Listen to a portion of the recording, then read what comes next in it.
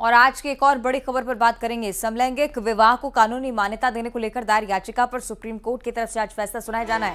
5 जजेस की संविधान पीठ फैसला सुनाएगी। समलैंगिक विवाह को कानूनी मान्यता देना चाहिए या नहीं, इसका फैसला सुप्रीम कोर्ट की तरफ से इस याचिका पर सुनवाई के दौरान लिया जा सकता है। संविधान पीठ ने 11 मई को सुनवाई पूरी की, फैसला सुरक्षित रखा था। सुप्रीम कोर्ट यह तय करेगा कि समलैंगिक विवाह को कानूनी मान्यता दी जा सकती है या फिर ये गैर कानूनी होगा। तो ये बड़ी जानकारी राष्ट्रीय स्तर पर आज की खबर हर ओर आप देख रहे होंगे।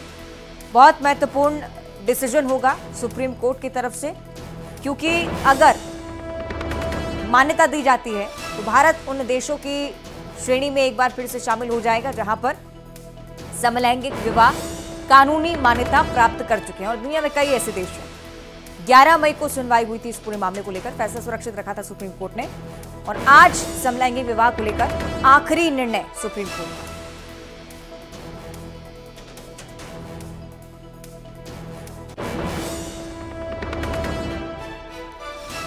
तो ये बड़ी जानकारी, कानूनी मान्यता दी जानी चाहिए समलैंगिक विवाह को या नहीं, इस पर सुप्रीम कोर्ट की तरफ से आज निर्णय सामने होगा।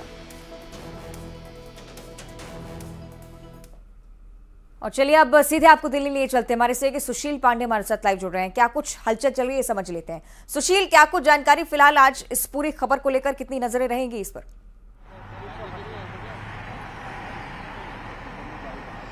जी देखिए, सबसे महत्वपूर्ण बात कि देश भर की नजरें फिलहाल सुप्रीम कोर्ट में जो 10:30 बजे फैसला 5 जजों की संविधान पीठ सुनाने वाली है उस पर नजरें रहेंगी। डीवाई चंद्रचूड़ इस पूरे मामले पे अपना अहम फैसला सुनाएंगे, जिसमें जस्टिस रविंदर भट्ट हैं, संजय किशन कौल हैं, पीएस नरसिम्हा हैं और जस्टिस हिमा कोहली हैं। जो प्रमुख दलीलें दी गई हैं उनमें याचिकाकर्ताओं की तरफ से ये कहा गया है कि जो स्पेशल मैरिज एक्ट की धारा 4 है उसमें परिवर्तन की आवश्यकता है, और अगर आंशिक परिवर्तन उसमें किया जाता है तो फिलहाल जो LGBTQ समुदाय के लोग हैं उन्हें कानूनी मान्यता के मुताबिक शादी करने का अधिकार मिल जाएगा।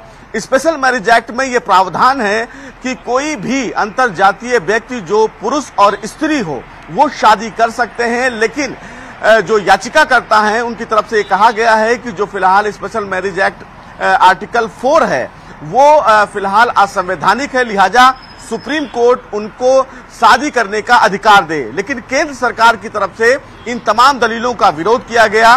केंद्र सरकार की तरफ से कहा गया कि सामाजिक तालमेल बनाने की जिम्मेदारी सरकार की है, लिहाजा सुप्रीम कोर्ट इस मामले में और विस्तार न करे।